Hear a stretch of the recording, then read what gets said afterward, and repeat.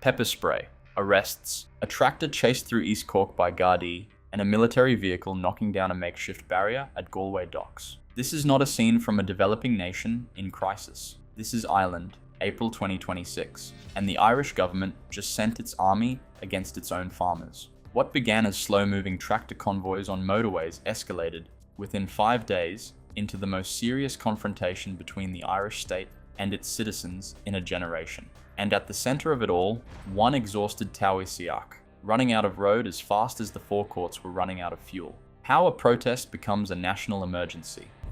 The government said the involvement of the Defence Forces was necessary.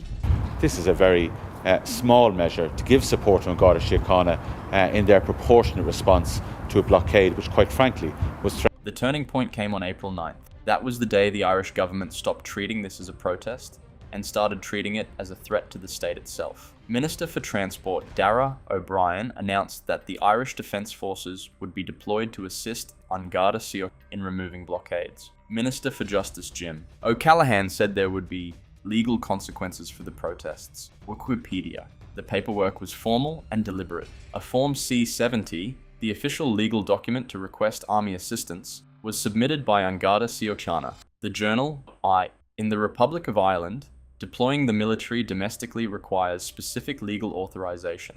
The government did not reach for that form lightly, and the country noticed. What forced their hand was geography. The National Emergency Coordination Group confirmed that the 3 national fuel depots at Whitegate Refinery, Shannonfoynes Port, and the Port of Galway remained restricted, with movement at all 3 sites extremely limited. RTA block all 3 simultaneously, and the country doesn't slow down. It stops. The Form C-70, and what it really meant. To understand why the army deployment shocked so many Irish people, you need to understand what the Defence Forces were actually being asked to do. The army had 4 heavy lift recovery trucks available to help clear trucks and tractors involved in blockades. It was understood the assistance would be limited to these vehicles and the personnel required to operate them.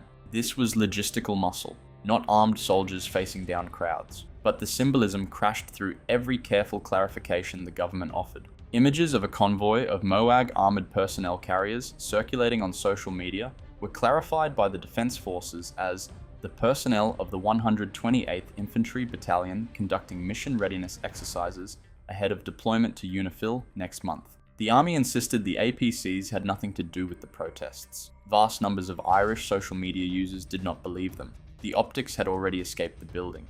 Taoiseach Martin told RTA he did not anticipate there would be violence if the army and Garda moved in, adding it was not in our nature to be engineering any situation that gives rise to conflict. He said the government had to act once the Whitegate refinery and the terminal were blocked. Publicly stating he does not expect violence from his own citizens is a statement that should never need to be made. That it had to be made tells you everything about where Ireland had arrived. Whitegate, the confrontation Ireland never wanted. Hours and days.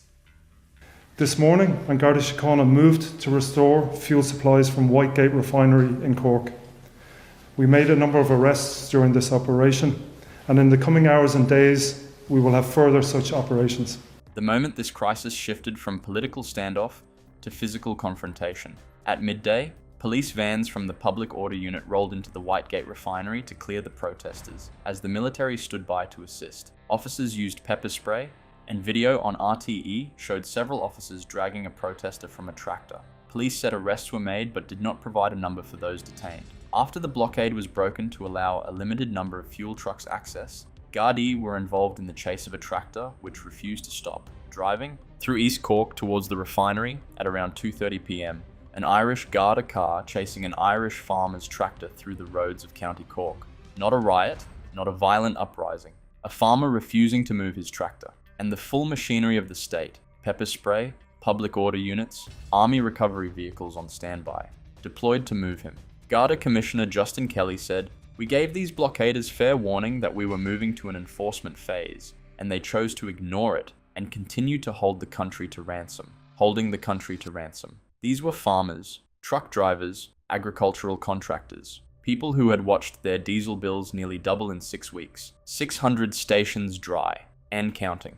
While the confrontation played out at Whitegate, the fuel system was collapsing across the country in real time. By April 11th, around 600 of Ireland's 1,500 filling stations had run out of fuel. Disrupted, not low, empty. That is 40% of the country's filling stations, gone dry simultaneously.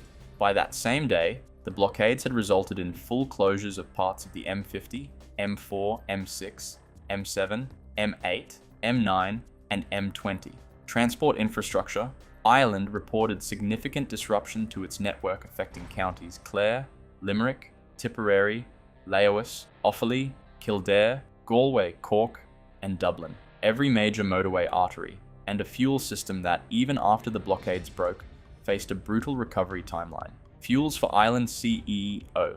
Kevin McPartland said that with around 600 forecourts dry, the small number of trucks now departing Whitegate won't even begin to reduce that number, and that full restoration could take up to 10 days. 10 days. In a country where ambulances were already rationing, runs and fire brigades were triaging callouts. The Gardaí declare a national exceptional event.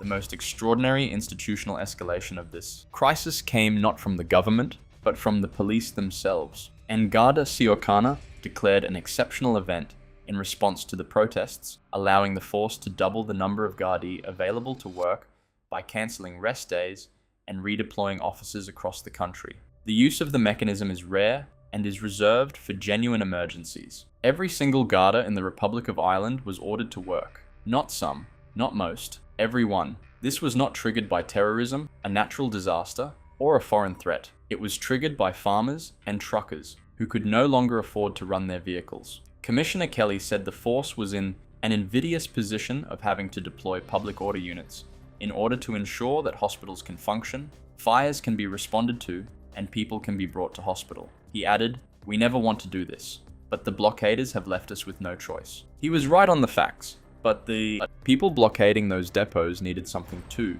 A government that had listened weeks earlier, before it came to pepper spray and army recovery vehicles. Sinn Féin calls for a no-confidence vote.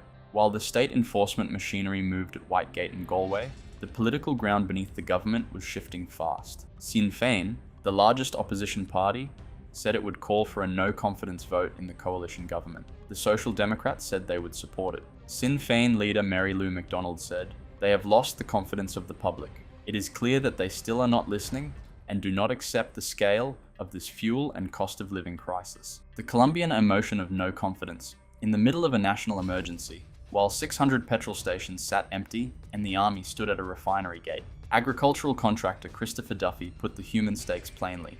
"With the price we're paying for fuel, I'm probably 2 months away from folding my business." Hounslow Herald. 2 months. That is not a statistic. That is a person with a name, a machine, and a livelihood, telling anyone who would listen that the government's response was not enough, had never been enough, and was still not enough, even as the army arrived at his industry's doorstep. The government blinks, just enough. By Sunday, April 12th, the confrontations had produced a fragile, partial resolution, and a government finally moving. Gardaí cleared the blockade at Galway docks on Sunday morning. The Whitegate refinery blockade had been stood down on Saturday, and the Foynes blockade in Limerick was set to stand down after a vote among protesters. The government confirmed a significant and substantial enhanced fuel support package was being finalised after what they described as constructive engagement with stakeholders, though no details were released until protests fully stood down. Significant and substantial. These were the exact words from the same Tánaiste who, 4 days earlier, had called the blockades a despicable attack on Irish society. The language had shifted because a no-confidence vote had been announced. 600 stations were empty, every Garda in Ireland was on mandatory overtime, and the army had deployed to Whitegate with pepper spray and stood beside tractors at Galway. Governments find flexibility when the alternative is collapse. The closing reality. Irish Road Haulage Association President Ger Hyland, acting on behalf of protesters in negotiations, said, "They're hard-working business people, and they're just trying to survive and keep their business afloat." That sentence should have been the starting point, not the ending one. The people who blockaded Whitegate were not extremists. They were the people who moved Ireland's food, fueled its farms, and delivered its goods. And they went 6 days before the government offered them anything they could. Call substantial. The army has left Whitegate.